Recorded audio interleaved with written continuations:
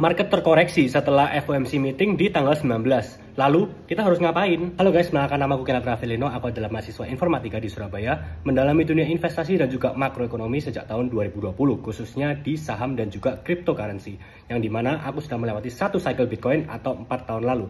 Dan di video kali ini, aku membahas market update yang 3 hari terkoreksi setelah adanya FOMC meeting di tanggal 19 lalu. Yang pertama, kita bahas Bitcoin ETF atau reksadananya Bitcoin di US. Kita bisa lihat dari website farsight.co.uk jika di tanggal 19 dan di tanggal 20 ini mengalami penjualan yang signifikan.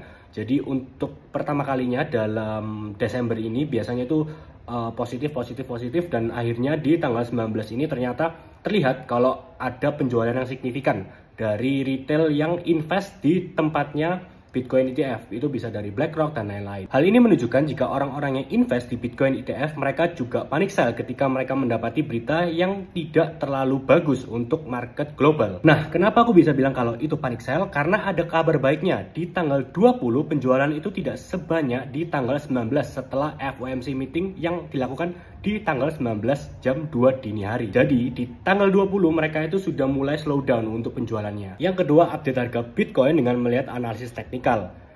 Sebelumnya aku berkata jika Bitcoin saat itu tertahan di major supportnya di 99.000, ternyata dia tidak kuat dan dia melanjutkan penurunan sampai ke sekitar 96.200 dan kemarin dia terus melanjutkan penurunan hingga di 92.600 sekian. Kemudian dia melakukan bounce sampai ke 96.300-an, kemudian melanjutkan kenaikan sampai ke 99.000 yang dimana ini adalah hal baik. Tetapi kembali ke 99.000 yaitu yang dimana sebelumnya itu adalah major support. Jika kita kembali ke angka 99.000 berarti itu menjadi major resistance kita saat ini. Namun ketika kita sampai di major resistance dan kita mencoba untuk naik, ternyata Bitcoin tidak kuat dan dia kembali turun ke angka 96 sampai 97.000 dan masih stable di sekitaran itu.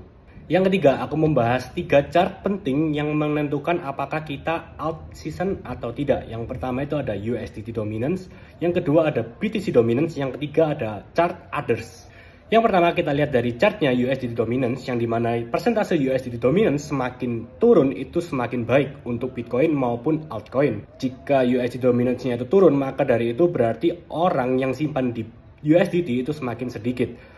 Jadi kita bisa lihat dari USDT dominance itu sekarang kemarin setelah penurunan Bitcoin yang cukup jauh dan altcoin yang cukup dalam, itu dia sampai ke angka 4,5% yang dimana itu adalah resistance ataupun bisa dibilang kalau USDT kan semakin bawah semakin baik, berarti itu adalah support kita. Di situ dia terpantul keras. 4,45 adalah major resistance, bisa aku bilang seperti itu karena itu terakhir kali kita sampai di situ itu di Mei 2022 yang dimana berarti itu cycle sebelumnya kita retest ke angka 4,5% itu berarti kita masih ditahan di 4,5%, berarti masih baik. Kalau misalnya itu nanti tembus di atas 4,5% berarti orang-orang itu semakin banyak yang pegang USDT dan melepas koin-koin mereka. Untuk USDT dominance itu kita targetnya ada di bawah 4% atau tepatnya itu di sekitar 3,92% kalau dari analisis chart saya.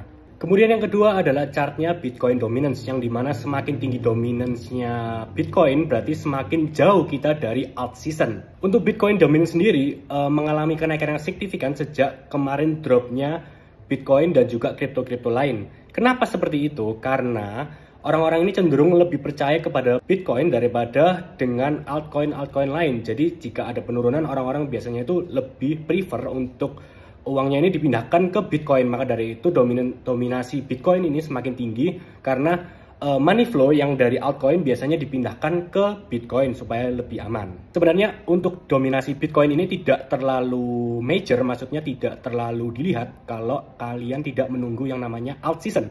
Jadi ini sebagai indikator alt season itu apakah akan lebih cepat ataupun lebih lama. Alt season itu terjadi jika dominasi Bitcoin itu di bawah 50%. Yang dimana dulu itu kita sudah sempat hampir nyentuh di 54 pas, jadi di 54, sekian. Itu kita kembali naik sekarang di 58,93 yang dimana kalau berdasarkan analisis teknikal saya harusnya itu cuman naik di 57,9 sekian, tapi itu kena tembus. Jadi untuk saat ini aku tidak bisa memberikan analisis lebih lanjut terkait Bitcoin dominance karena sudah melewati analisis saya. Yang ketiga, aku bisa gunakan chart others, itu adalah total market cap kecuali koin top 10. Nah, dari sini kita itu bisa menggunakan ini sebagai indikator kira-kira money flow-nya dari altcoin itu apakah berpindah-pindah ataupun masih di situ aja.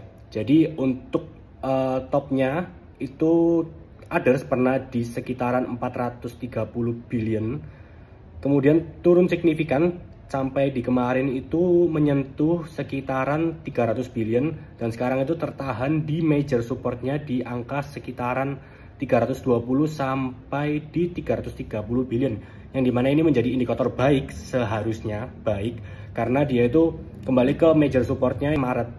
Jadi kayak kita udah melewati all time high address-nya Maret, kemudian kita kembali lagi di retest di supportnya Maret 2024. Ini juga menjadi resisten dulu pas kita awal-awal naik kenceng-kencengan di tanggal 20-an November 2024. Jadi ini adalah indikator positif. Kemudian kita membahas Fear and Greed Index untuk melihat bagaimana respon pasar terhadap adanya kenaikan atau penurunan harga Bitcoin ini sendiri. Jadi untuk Fear and Greed saat ini 59 berdasarkan coin market cap, yang dimana itu netral. Jadi netral tapi cenderung ke greed ya. Jadi meskipun ada penurunan yang signifikan, ternyata market ini masih menanggapinya itu dengan biasa saja. Tidak se-fear itu, masih di netral. Jadi dari extreme greed itu turun ke greed, dan hari ini itu turun ke netral.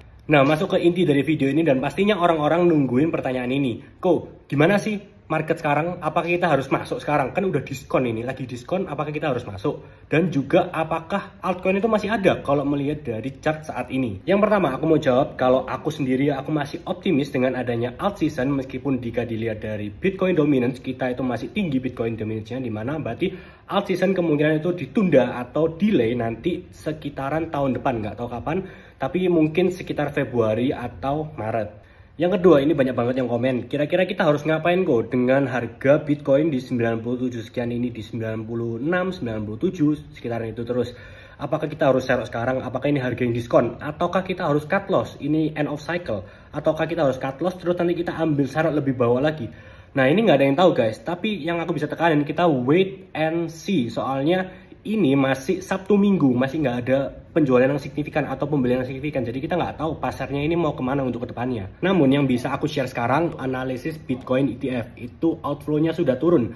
Dari yang di tanggal 19 itu outflow-nya sekitar 671 juta dolar, itu tinggal 277 juta dolar di tanggal besoknya di 20. Jadi itu lumayan banyak, hampir sepertiganya untuk sellingnya orang-orang. Kemudian harga Bitcoin itu terlihat cukup stabil, kuat di sekitar 97, di 96, meskipun sebelumnya itu sempat ke reject saat dia itu mencoba kembali tembus di angka 99.000. Kemudian untuk chart-chart yang udah aku bahas dari tadi, itu menunjukkan beberapa indikator yang positif, meskipun itu masih 3 hari ke belakang, yang dimana it means nothing. Kita masih perlu data-data lanjutan, khususnya di nanti hari Senin. Terus buat yang tanya, gimana kita harus ngapain sekarang? Aku lagi di dalam, nyangkut, nggak bisa keluar, mau cut loss juga rugi banyak. Saran dari aku, pertama, tutup aplikasi, healing dulu. Nanti kita Senin, Selasa, Rabu, Kamis kita baru lihat lagi untuk perkembangan market gimana ke depannya. Karena pastinya di saat ini adalah emosi kita yang teruji karena kita takut panic buying, panic selling. Jadi kita tutup aplikasinya sementara, kita tunggu kira-kira perkembangan market gimana. Karena bukan cuma market kripto yang merah, tapi semua market global ini sedang merah. Jadi kalau misal market kripto yang merah sendirian kita panik, tapi kalau kita sama-sama merah kita nggak usah panik, kita tunggu aja sampai perkembangan berikutnya. Karena aku cukup yakin yang tanya kira-kira gimana ini kok kita harus masuk atau gimana, itu biasanya orang-orang yang masih baru di dunia kripto, jadi masih belum pernah merasakan kira-kira minus 30%, 40% dalam 1 hari itu kayak gimana.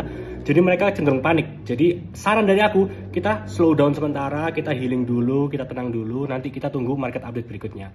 Gitu aja. Jangan lupa komen kalau mau dibahas apa gitu, dan juga tetap tenang di market yang kondisinya kurang bagus ini. Good luck teman-teman.